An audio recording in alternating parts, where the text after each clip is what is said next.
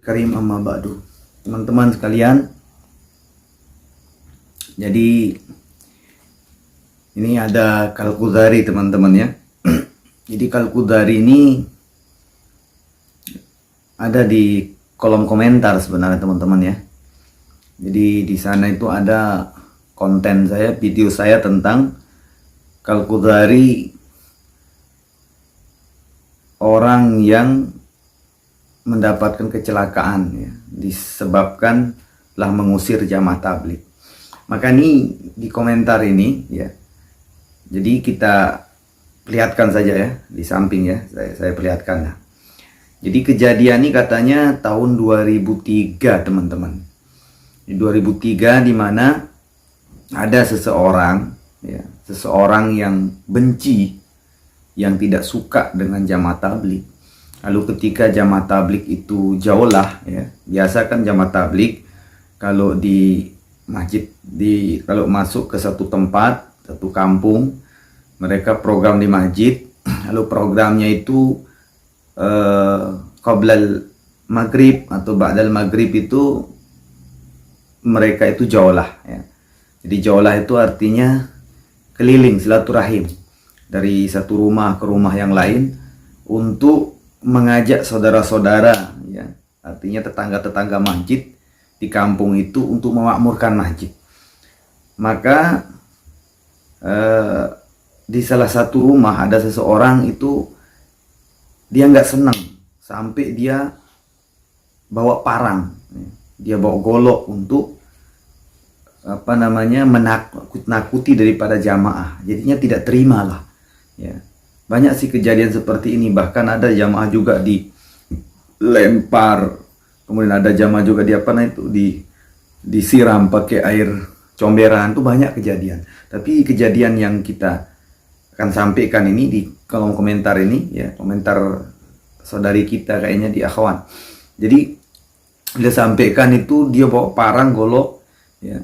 Kemudian seminggu setelah kejadian itu, seminggu setelah dia mengusir jamaah dengan parang, dengan golok itu, maka dia meninggal itu sadis ya.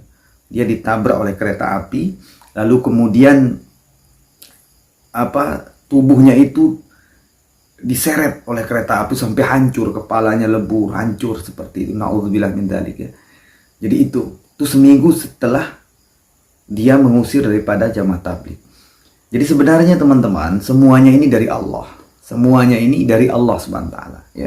Allah Subhanahu wa taala yang jadikan seseorang itu meninggal. Allah Subhanahu wa taala yang jadikan seperti itu kematiannya ya. Jadi sebenarnya ini sebagai pelajaran bagi kita, sebagai pelajaran bagi kita. Jadi bukan hanya kita mengusir jamaah tabligh saja, sebenarnya tidak teman-teman. Apapun kebaikan yang kita larang, apalagi sampai menghina, apalagi sampai mengusir, apalagi sampai istilahnya mencegah, itulah perbuatan dosa besar. Karena minimalnya orang beriman itu, minimalnya orang Islam itu, kalau dia tidak bisa melakukan satu kebaikan, maka minimalnya dia ini senang dengan kebaikan itu minimal sudah ya, senang. Kita nggak bisa melakukan haji karena mungkin amalan, mungkin harta kita ya tidak ada, tapi minimal kita ada niat senang ya, senang, ada keirian melihat orang yang berbuat baik, seperti itu semua minimalnya. Lalu kita nggak mampu, bukan malah benci, bukan malah mengusir, bukan malah menolak, apalagi seperti itu. Masya Allah. Jadi itu pelajaran bagi kita teman-teman. Kejadian-kejadian seperti itu pelajaran ya. Pelajaran bagi kita bahwa jangan sampai kita ini ada kebencian dengan suatu kebaikan apapun itu. Baik itu sholat, puasa, zikir, dakwah, haji, apapun perkara-perkara kebaikan. Kita nggak boleh kita ada kebencian, tidak suka, apalagi mengusir, apalagi sampai kejadian seperti yang disampaikan ini. Ini ya Allah, na'udzubillah min dzalik. Semoga Allah jaga kita dari perkara itu ya. Jadi itu minimalnya teman-teman, hidup seperti itu. Kalau kita nggak mampu mengamalkan suatu perkara yang baik, minimalnya kita ini senang melihat orang melakukan kebaikan. Itu minimal sudah ya. Kalau lebih rendah daripada itu udah salah kita. Ya, nggak suka, melarang, menolak, ya Allah, itu perkara-perkara yang sangat dibenci oleh Allah Subhanahu wa taala. Bahkan seperti kisah ini, kita bisa diazabnya, dihukumnya oleh Allah dari dunia. Dari dunia kita mendapat hukuman kalau kita melarang, mengusir, mencegah, menolak daripada orang-orang yang buat kebaikan. Sebenarnya jamaah tabligh ini orangnya biasa-biasa, banyak pendosa juga seperti kita-kita, sama.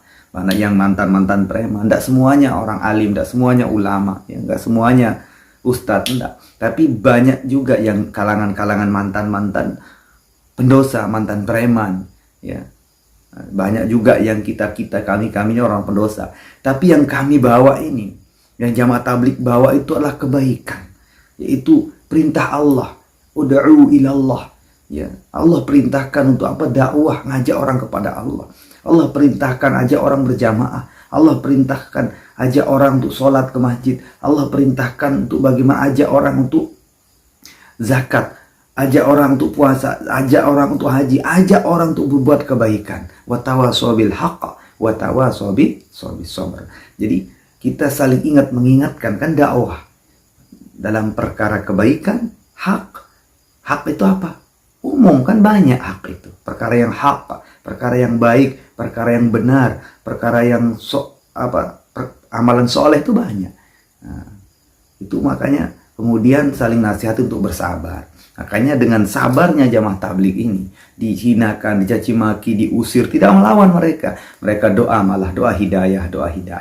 Namun ya, karena terlalu mungkin, ya, terlalu mereka ini caranya, makanya Allah Subhanahu wa taala hukum, dari dunia dihukum. Nah, dari dunia dihukum. Jadi tidak otomatis sebenarnya. Tidak otomatis bahwa ketika menghina jamaah tabligh lalu langsung ditabrak, langsung menghina, tidak otomatis. Satu daripada berapa itu sebagai pelajaran bagi kita. Tetapi siksaan kalau tidak tobat itu sampai di akhirat tetap, ya, akan disiksa di akhirat. Nah, jadi jangan merasa, oh saya kan sering menghina, sering saya menolak, saya sering menghina habaib, saya menghina ulama, saya sering menghina ini, saya sering mencaci orang taat, saya sering mencegah jamaah tabligh, saya sering mengusir jamaah tabligh, tapi tetap saya sehat-sehat, saya tetap biasa, tetap saya diberi rezeki, tidak ada hubungan.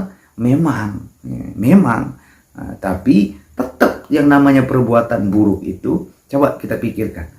Melarang orang, mengusir orang, menjelekkan orang, berbuat kebaikan, itu kejahatan atau tidak? Dosa atau tidak? Tetap dalam pikiran itulah dosa.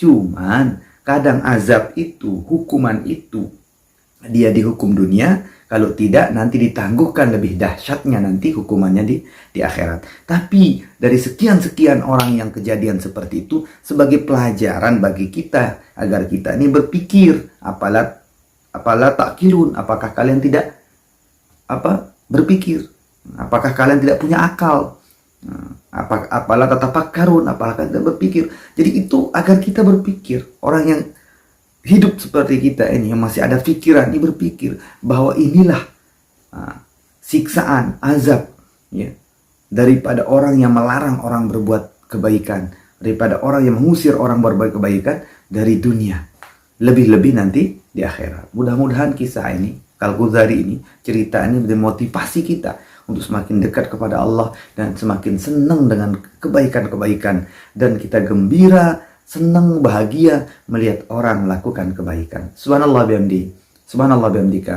asyhadu an la ilaha illa anta astaghfiruka wa atubu ilaik. Assalamualaikum warahmatullahi wabarakatuh.